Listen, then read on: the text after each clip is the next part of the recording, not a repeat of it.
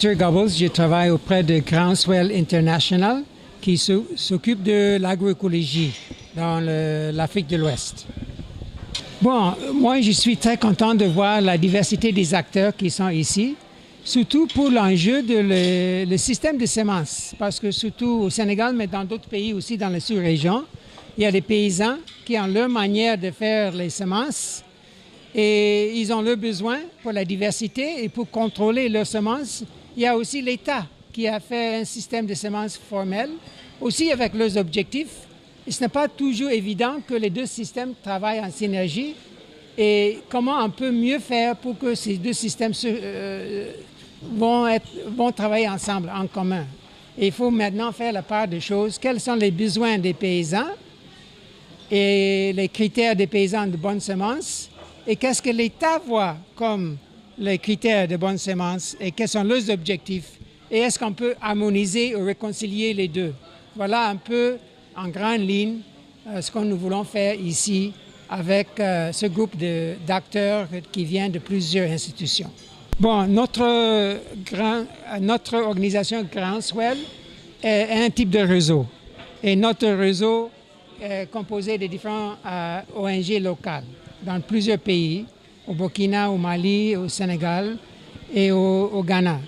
Et l'idée, c'est qu'on partage les expériences parce que le contexte est différent. Donc nous, ce qu'on apporte, c'est la capitalisation des expériences et les enjeux qui existent dans d'autres pays. Et chaque pays travaille ça d'une autre manière et nous voulons mettre ça à la portée de notre partenaire au Sénégal qui est agricole.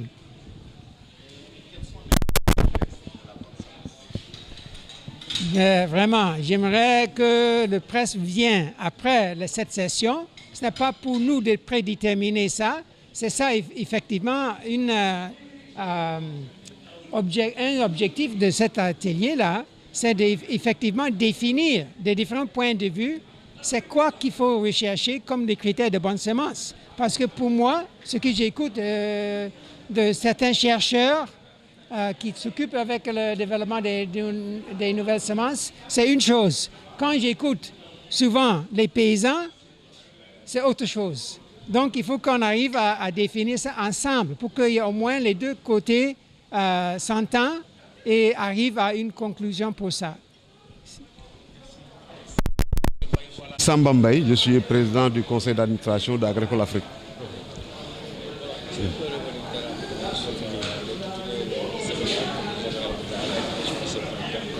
Oui, l'intitulé de l'atelier, c'est à propos des semences, qui est un enjeu capital, un enjeu de taille pour le développement agricole et rural en général. Alors, dans ce système semencier, nous en trouvons deux majeurs, que sont le système formel et le système informel. Le système informel, on l'appelle comme ça parce que c'est un système qui est porté par les paysans eux-mêmes, avec leur technicité, leur capacité, leurs compétences. Maintenant, le système accompagné par l'État et ses démembrements techniques génère des semences depuis très longtemps, mais aujourd'hui, le niveau d'adoption de ces semences produites par l'État, qu'on appelle semences certifiées ou en tout cas sélectionnées, ne dépasse pas, surtout pour les cultures vivrières, 15%. Donc il y a problème. Les paysans continuent à utiliser des semences qu'ils gèrent eux-mêmes. Donc l'idée de l'atelier, c'est de voir quels sont ce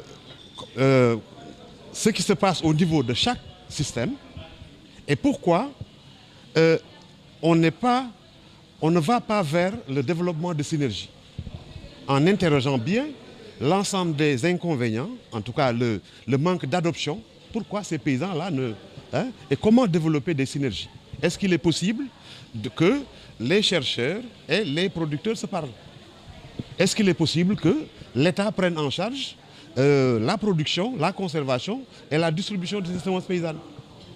Alors que la législation au niveau national bloque et la législation au niveau sous-régional également bloque.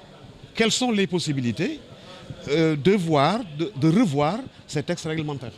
Ces semences non certifiées, S'il y a un impact sur l'agriculture. Les semences non certifiées, oui. Bon, l'idée, c'est juste ce que Peter vient de dire tout de suite. Parce que l'idée, c'est de dire, c'est quoi la bonne semence? C'est quoi la semence de qualité? Il y a deux acteurs. Le chercheur qui est passé par une certaine sélection, qui a trié, qui a calibré, etc., qui tombe sur une semence certifiée, va parler de rendement agricole. Ça, c'est le critère rendement qu'il met devant. Le producteur paysan, il a d'autres types de critères qu'il mettra. Si je prends l'exemple du niébé, au Sénégal, il y a une longue période de soudure.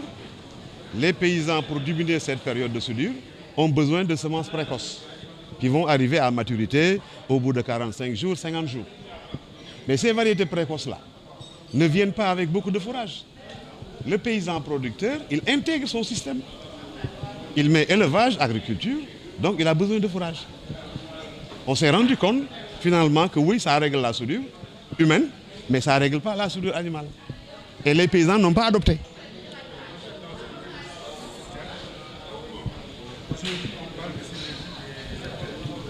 Cela veut dire que, quelque part, les acteurs ne sont pas sûrs